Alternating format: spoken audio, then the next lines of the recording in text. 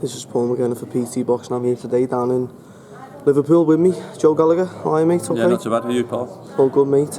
Public workout just done for a bit of the Team Smith family, Stephen and Callum.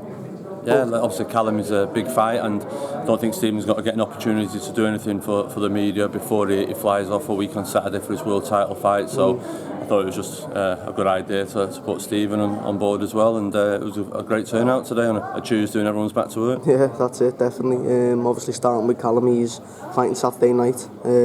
European title, be the first of the Smith brothers to get his hands on that European, and against a tough operator in Mohoumadi. So it's a tough fight for Callum, and looking forward to Saturday night now. Yeah, I love seeing Mohoumadi. Obviously, I think last time Callum fought in Liverpool with the big derby, Rocky Field, and it got everyone's attention. And I know people might look at this Mohoumadi and go, well, it isn't Rocky, it's not that big a fight, but it is. It's a dangerous fight. Mohoumadi, 12 rounds of James DeGale, in a good run of form, 5 stoppages, coming for the win. Himself, it's a huge opportunity for him late on in his career, and it's a good opportunity for either of them. The winner fights for the world title, and it's no simple more than that. Both of them are 36 minutes away for challenging for a world title, and that's what's been driving Callum Smith through this tough training camp. That's it. I was speaking to Eddie Hearn a few days ago, and I think he was having a conversation with James DeGale, and DeGale was stating that how tough this Mohoumadi is. He's a tough kid, and obviously maybe for the casuals they might not have heard of him before, as you said, but for the hardcore fans, we know what he's about, and it is a tough fight, but one that needs to be won for the final eliminator. Yeah, I spoke to Jim McDonald as soon as the fight was made and said to him, can he hit? And he said, yeah, Chunky said he can hit. He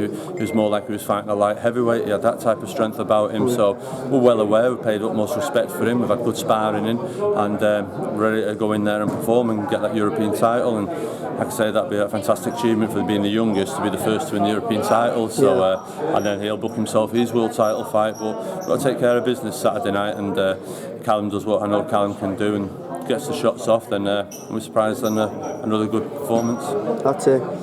As far as it goes with the fact that it's a final eliminator, obviously if Callum comes through successfully, he should be the next one to go and take on Badou Jack. And is there not a way that can be stopped? I've seen something about DeGale wanting the unification. Yeah, I see James is on about the unification, and it's an old fighters want to unify, and it's good to see champions wanting to unify. You've got Terry Flanagan, Anthony Crolla there wanting to unify the division, go along the way of it. I see James DeGale is as well, which is fantastic. But Callum Smith wins this, and he'll be the mandatory for Badou Jack, and I'll be pushing Eddie Hearn and the WBC very hard to make sure that it is Badou Jack that Callum Smith fights, and I don't think the money's there for James DeGale to fight a unification fight for Badou Jack, and Badou Jack being a Mayweather fighter, I assume Mayweather will keep him in Vegas fighting over there. Yeah, that's it. And then moving on to Swifty, I know you'll be going out to America shortly after Callum's fight Saturday, and taking on a real tough operator in Pedraza, so got to have your work cut out over in America, Joe. Yeah, Jose Pedraza, very good fighter,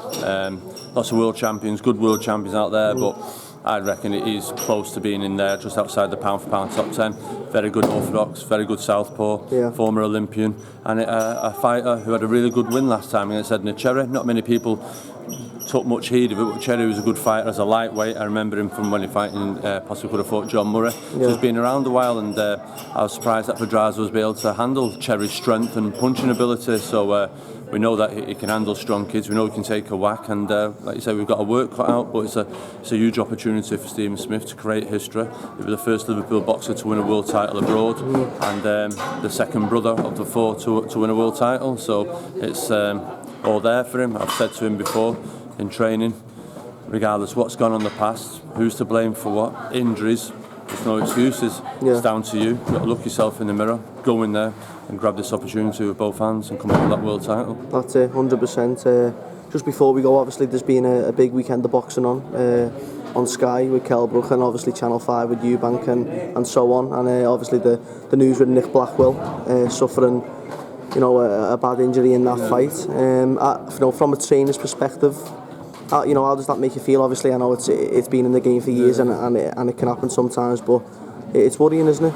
Oh, unbelievable. I remember when Anthony Crolla fought Kieran Farrell. Kieran was taken from the ring. It was just horrible. I know it affected Anthony, it affected me for a while, and straight away the other night texted Gary Lockett, make sure he was alright. Obviously Nick was alright, and like I say, what a fight, and But it's tough. But then when this is what I'm saying, there's keyboard warriors out there that give fighters stick, even journeymen and stuff like that. But we're in legalised killing.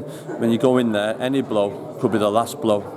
And when I'm arguing with promoters and with managers over purses and everything else, I'm always trying to get the fighters the most money all the time, because it's them in the ring taking the blows, and they're putting their life on the line. It doesn't matter whether it's a 4-rounder, a British title or a world title. That's the risk they're putting in there. And like I say, I just wish Nick Blackwell and his family a speedy recovery. That's it, mate. Well, on that note, thanks for speaking to us as always, mate, and best of luck Saturday night and then over in America. Brilliant, cheers, thank you very much, mate, cheers.